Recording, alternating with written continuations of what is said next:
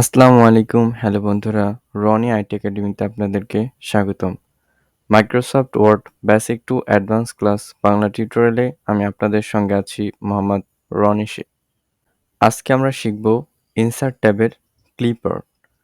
Clip art দিয়ে আমরা কিভাবে সুন্দর একটা ডকুমেন্ট তৈরি করতে পারি এবং সুন্দর একটা আর্ট বানাইতে পারি। ক্লিপ আর্টে ক্লিক করি তাহলে কিন্তু আমাদের এরকম একটি ডায়লগ বক্স ওপেন হয়ে যাবে। আমাদের যে অল মিডিয়া ফাইল টাইপস দেখতে পাচ্ছেন, এখানে যদি অ্যারো বাটনে ক্লিক করি সবগুলো ফাইল এখানে টিক মার্ক দেওয়া আছে। আপনাদের যদি টিক মার্ক না থাকে তাহলে কিন্তু এখানে ক্লিক করলে কিন্তু টিক মার্ক হয়ে যাবে। এরপর আমরা যদি গোতে ক্লিক করি তাহলে কিন্তু এখানে আমাদের যে ক্লিপ আর্ট যেগুলো আছে ওগুলা কিন্তু এখানে শো করবে। বাই ডিফল্ট পদ্ধতিতে কিন্তু আমাদের এই ক্লিপ আর্টগুলো এখানে দেওয়াই থাকে। তো এখান থেকে কিন্তু আপনাদের ইচ্ছা মতো আপনাদের যে আর্টটা পছন্দ হয় সে আর্টটি কিন্তু এখান থেকে নিতে পারবেন। তো এখান থেকে আমি একটা আর্ট নিব। তো ধরুন আমি এই আর্টটি নিব। এখানে আমরা এটা মুভ করার জন্য আমরা যে ওয়ার্ম টেক্সট আছে এখান থেকে ইন ফ্রন্ট অফ টেক্সটে ক্লিক করে আমরা যদি এখান থেকে ক্লিক করে আমি যদি চাই এটা আমার ফুল পেজের সমান করে দিতে তাহলে কিন্তু ধরে যদি টান দিই আমি এটা এখানে মিশিয়ে দিচ্ছি।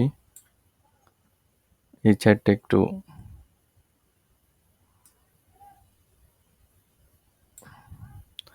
তো এখান থেকে কিন্তু আমাদের এইখানে ক্লিক করলে কিন্তু আমাদের পিকচার টুলসের ফরম্যাটে নিয়ে আসবে। এখান থেকে কিন্তু আমরা কারেকশন করতে পারি। আমি যদি এটাকে একটু ব্রাইটনেস বাড়িয়ে দিই তো দেখছেন আমার যে পেজটা আছে এটার কিন্তু ব্রাইটনেসটা কিন্তু বেড়ে গেছে। তো আমি চাচ্ছি এটাকে একটু ছোট করি তো দেখতে সুবিধা হয়। তো এইখানে যদি আমরা আরেকটা আর্ট আনতে চাই এইখান থেকে আমি এই আর্টটি নিচ্ছি। অ্যাডটি নেওয়ার জন্য আমি এখান থেকে আবার ইন ফ্রন্ট অফ টেক্সটে যদি ক্লিক করি তাহলে কিন্তু দেখছেন এটা এখানে চলে এসেছে। তো আমি যদি চাই এটাকে এই কর্নারে এনে এটা একটু ছোট করে দিচ্ছি। এটার যদি আমি চাই কালার পরিবর্তন করতে এখান থেকে কিন্তু আমি চাইলে এটার কালার পরিবর্তন করে দিতে পারবো। এখান থেকে কালারে যাব, চাইলে কিন্তু এটার কালার পরিবর্তন করতে পারবো। এরপরে কি করব আমি এখানে একটা টেক্সট আনবো।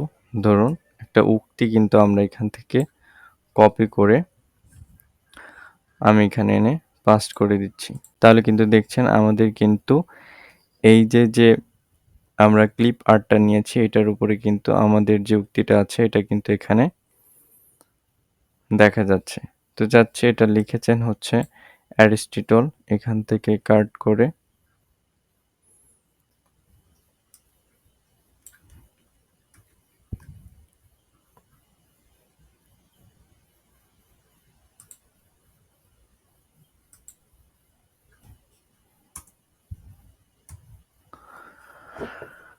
চাইলে কিন্তু আমাদের যে টেক্সটগুলো আছে এগুলা কিন্তু আমরা চাইলে পরিবর্তন করতে পারবো।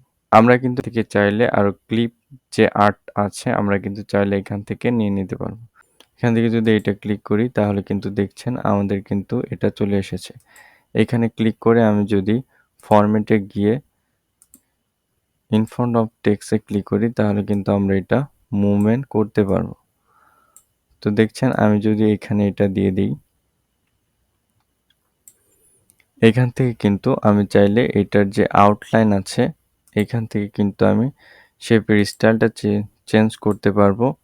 এবারে শেপের যে আউটলাইন আছে আউটলাইনের কিন্তু এখান থেকে একটা যে কালার আছে এখান থেকে কিন্তু কালার দিয়ে দিতে পারবো। তো দেখছেন এটার আউটলাইনে কিন্তু একটা কালার হয়েছে। শেপ ফিল্ডে যাব, এখান থেকে গ্রেডিয়েন্ট ফিল্ডে গিয়ে এখান থেকে মোর গ্রেডিয়েন্টে গিয়ে কিন্তু আমরা চাইলে এটার যে কালারটা আছে সেটা কিন্তু পরিবর্তন করতে পারি। তো এখান থেকে আমি এটা সাদা দিয়ে দিচ্ছি। এখান থেকে কিন্তু গ্রেডিয়েন্ট কালারের সংখ্যা আরো বৃদ্ধি করা যেতে পারে। এখান থেকে যদি আমরা কেটে দেই তো দেখছেন আমাদের কিন্তু এই ক্লিপ আর্টের স্টাইলটা কিন্তু চেঞ্জ হয়ে গেছে। তো আমরা চাইলে কিন্তু এখানে আরো স্টাইল আনতে পারি। তো আমি এখান থেকে এই ক্লিপ আর্টটা নিচ্ছি। এটা এখান থেকে মুভ করার জন্য আমরা ফরম্যাটে যাব। ওয়ার্ম টেক্সট থেকে ইন ফ্রন্ট অফ টেক্সটে ক্লিক করে এটা কিন্তু আমি এই যে এই নিচে এনে বসিয়ে দিব। তো আমি এটার যদি কালার উঠিয়ে দিই তাহলে কিন্তু শেপ ফিল্ডে যেয়ে আমি এখান থেকে গ্রেডিয়েন্ট মোড থেকে গ্রেডিয়েন্টের কিন্তু কালার চেঞ্জ করে দিতে পারবো।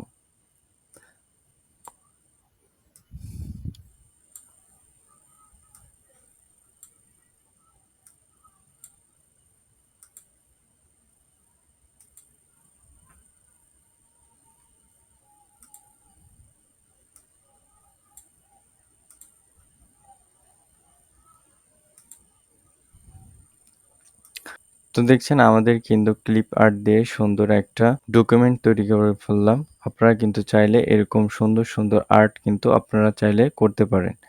এখান থেকে ক্লিপ আর্টে এসে যেটাই ক্লিক করবেন সেটা কিন্তু অটোমেটিক কিন্তু আমাদের এই পেজে চলে আসবে। আমরা যে ক্লিপ আর্টটি শিখেছি আমাদের কিন্তু সেখান থেকে সে কাজটা করতে গেলে কিন্তু আমাদের ছোট একটা প্রবলেম হতে পারে। সেটা হচ্ছে ধরুন আমি এখান থেকে ক্লিপ আর্ট আনলাম। আমি এইটা মুভ হচ্ছে না। আমি যদি ইন ফ্রন্ট অফ টেক্সটে ক্লিক করে এটাকে বড় করি তাহলে দেখছেন আমাদের কিন্তু যে টেক্সটটা আছে এটা কিন্তু দেখা যাচ্ছে না, অর্থাৎ হাইড হয়ে যাচ্ছে। আমাদের টেক্সটটা উপরে আনার জন্য আমরা ওয়ার্ম টেক্সটে গিয়ে বিহাইন্ড টেক্সটে যদি ক্লিক করি তাহলে কিন্তু আমাদের যে টেক্সটটা আছে এটা কিন্তু উপরে উঠে যাবে। তো আমি এতক্ষণ যে আর্টটা করেছিলাম সেখানে কিন্তু এই বিষয়টা আমি একটু গ্যাপ দিয়েছিলাম, এই কারণে আমি এটা আপনাদের নতুন করে আবার দেখিয়ে দিচ্ছি। তো আপনারা যখন এই আর্টটা তৈরি করবেন তখন কিন্তু আপনারা এই প্রবলেম হয়তো পড়তেন। তো আশা করি এখন আর এই প্রবলেম আপনারা পড়বেন না।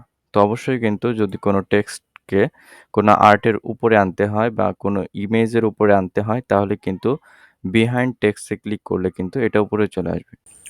আমরা যদি এই পেজটিতে হেডার অ্যান্ড ফুটার ইউজ করতে চাই তাহলে আমরা ইনসার্ট ট্যাবে গিয়ে এই যে ডান সাইডে যদি দেখি এই যে হেডার, আমরা যদি এখানে ক্লিক করি তাহলে কিন্তু হেডারের বিভিন্ন ফরম্যাট এখানে দেখতে পাবো। আমরা চাইলে কিন্তু আমাদের ইচ্ছামতো এখান থেকে নিয়ে নিতে পারবো।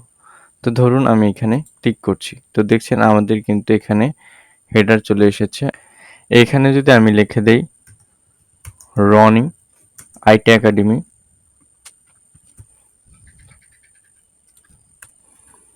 এখানে রনি আইটি একাডেমি লেখার পরে আমরা যদি এখান থেকে সিলেক্ট করে হোমে এসে আমরা কিন্তু এটাকে গ্রো করে দিতে পারি ফন্টটা। চাইলে কিন্তু ফন্টের স্টাইলটা কিন্তু এখান থেকে চেঞ্জ করতে পারবো এবং কিন্তু আমরা চাইলে আমাদের যেই ফন্টে আগে আমরা যেই কাজগুলো করেছিলাম সম্পূর্ণ কাজ কিন্তু আমরা এখান থেকে অ্যাপ্লাই করতে পারবো। এখান থেকে চাইলে সেন্টারে নিয়ে আসতে পারবো। তো এই টেক্সটটা আমি সেন্টারে নিয়ে আসলাম। এখন যদি আমি ইনসার্টে যাই বা এই বাইরে ক্লিক করি তাহলে কিন্তু দেখছেন আমাদের কিন্তু প্রত্যেকটা পেজে কিন্তু হেডার হয়ে গেছে। তো দেখছেন আমার এখানে মোট 3টি পেজ আছে। প্রত্যেকটা পেজে কিন্তু রনি আইটি একাডেমি চলে এসেছে। তো এইখানে কিন্তু হেডারটা হচ্ছে আমাদের যে মার্জিনটা থাকে, অর্থাৎ আমি যদি এখান থেকে ভিউ থেকে এই যে রুলারে ক্লিক করে দেই, অর্থাৎ এই যে দেখছেন এই রুলারটি এই আমাদের কিন্তু হেডারটা, অর্থাৎ এই যে অংশটা আমরা টেক্সট লিখতে পারবো না, দেখছেন এখানে যদি ক্লিক করি তাহলে কিন্তু আমার এখানে একটা দাগ শো করছে। অর্থাৎ আমাদের মার্জিনের যে উপরের অংশটা আছে এইখানে যদি আমরা কিছু লিখি ওইটা হচ্ছে হেডার। আর আমরা যদি এই যে মার্জিনের এই নিচের অংশ, যে মার্জিনের নিচে যেখানে আমরা চাইলে কিন্তু টেক্সট লিখতে পারবো না, এইখানে যদি আমরা কিছু লিখতে চাই বা আমরা যদি ফোটার দিতে চাই তাহলে আমরা ইনসার্ট ট্যাবে চলে যাব। এই ফোটারে যদি ক্লিক করি তাহলে কিন্তু অনেকগুলো ফোল্ডার স্টাইল কিন্তু চলে আসবে। আমি যদি এটা ক্লিক করি, ধরুন আমি এখানে সেম রনি আইটি একাডেমি লিখছি। তো আমি যদি এই সম্পূর্ণটি সিলেক্ট করি, সিলেক্ট করে যদি হোম বাটনে গিয়ে এটাকে একটু বৃদ্ধি করে দেই এবং এটার যে ফন্ট স্টাইল আছে এইটাকে যদি আমরা চেঞ্জ করে দেই তাহলে কিন্তু আমার সুন্দর একটি ফুটার কিন্তু হয়ে গেছে। অর্থাৎ আমি যদি এখান থেকে স্ক্রল করি আমাদের যে ১ম যে পেজটা আছে এটার কিন্তু ফোল্ডার কিন্তু এখানে হয়ে গেছে এবং ২য় যে পেজটা আছে এটার কিন্তু ফোল্ডার হয়েছে। অর্থাৎ আমাদের এইখানে যতগুলো পেজ থাকবে সবগুলো পেজে কিন্তু ফোল্ডার এবং হেডার যা আমরা ইউজ করব সেটা কিন্তু হয়ে যাবে। আমরা কিন্তু ধরুন আমি চাচ্ছি এই যে রনি আর্ট একাডেমি যে হেডারটা রয়েছে আমি যদি এই হেডারটা রিমুভ করে দিতে চাই, আমার মনে হচ্ছে আমার এটা ভালো লাগছে না। তাহলে আমি রিমুভ করার জন্য ইনসার্ট ট্যাব আছে। এখান থেকে হেডারে এসে আমরা যদি নিচে দেখব রিমুভ হেডার। রিমুভ হেডারে যদি ক্লিক করি তাহলে কিন্তু প্রত্যেকটা পেজের কিন্তু হেডার কিন্তু রিমুভ হয়ে গেছে। আমি চাইলে কিন্তু আমাদের ফোল্ডারটাও কিন্তু রিমুভ করে দিতে পারি। এখান থেকে যদি রিমুভ ফোল্ডারে ক্লিক করি তাহলে কিন্তু আমাদের হেডার অ্যান্ড ফোল্ডার কিন্তু দুটি রিমুভ হয়ে গেছে। আমি যদি চাই আমার যে পেজটা আছে আমি প্রত্যেকটা পেজে নম্বরিং করতে নম্বর দিতে তাহলে কিন্তু আমরা যে পেজ নম্বর আছে এখানে ক্লিক করব। এখান থেকে যদি আমি এখানে টপে যে পেজ আমি যদি টপের এখানে যদি আনি তাহলে কিন্তু দেখতে পারবো আমাদের যে টপের পেজ নম্বর বিভিন্ন স্টাইল কিন্তু আমরা এখানে দেখতে পারবো। তো চাইলে আমরা যেটা ক্লিক করব আমাদের কিন্তু পেজের পেজটা কিন্তু ওইরকম হয়ে যাবে। আমি যদি এখানে ক্লিক করি তো দেখছেন আমাদের কিন্তু ফুটারের যে পেজটা কিন্তু হয়ে গেছে নিচে এসে। আমি যদি এখান থেকে আবার ইনসার্টে যাই, ইনসার্ট থেকে যদি পেজ নম্বরে ক্লিক করি, টপ পেজে তো দেখছেন এখানে যদি ক্লিক করি তাহলে কিন্তু আমাদের যে টপে কিন্তু একটা পেজ নাম্বার হয়ে গেছে। তো চাইলে কিন্তু আমাদের ইচ্ছামতো আমরা কিন্তু পেজ নম্বর বসাতে পারবো। যে বটম অফ পেজ অর্থাৎ নিচে এখানে যদি ক্লিক করি তাহলে কিন্তু প্রত্যেকটা কিন্তু নিচে কিন্তু পেজ নম্বর হয়ে গেছে। যদি আমরা চাই আমাদের যে পেজ নাম্বারটা আছে এটা রিমুভ করে দিতে তাহলে রিমুভ পেজ নাম্বারে ক্লিক করব তো দেখছেন প্রত্যেকটা পেজের কিন্তু পেজ নাম্বার রিমুভ হয়ে গেছে। এই টেক্সটটা এখানে ডাবল ক্লিক করলে সবকিছু চলে যাবে। এখান থেকে পেজ নম্বরে আসবো। এখান থেকে যদি পেজের এই ফরম্যাটের যে পেজ মার্জিন এখানে যদি ক্লিক করি অর্থাৎ আমাদের কিন্তু মার্জিনের যে শেষ অংশ আসছে এখানে কিন্তু আমাদের কিন্তু পেজ নম্বর চলে আসলো। অর্থাৎ আমাদের এটা হচ্ছে ১ নম্বর পেজ, এটা হচ্ছে ২ নম্বর পেজ এবং এটা হচ্ছে ৩ নম্বর পেজ। আমরা যতগুলো পেজ নিব প্রত্যেকটাই কিন্তু আমাদের পেজ নম্বর শো করবে। তো এইটাই ছিল হেডার অ্যান্ড ফোল্ডার এবং পেজের কাজ। আমার ভিডিও দেখে যদি সামান্য পরিমাণও উপকৃত হয়ে থাকেন তো অবশ্যই কিন্তু একটা লাইক করবেন। আর যারা আমার চ্যানেলে নতুন অবশ্যই কিন্তু সাবস্ক্রাইব করে আমাদের পাশেই থাকবেন। আপনার একটি সাবস্ক্রাইব নয়, আপনার একটা সাবস্ক্রাইব হচ্ছে আমার পরবর্তী ভিডিও বানানোর উৎসাহ। তো অবশ্যই যারা নতুন আছেন আমাদের চ্যানেলটাকে সাবস্ক্রাইব করে যাবেন এবং কমেন্ট করবেন। কোথাও যদি আপনারা বুঝতে না পারেন তাহলে কিন্তু কমেন্টে সেটা আমাদেরকে জানাবেন।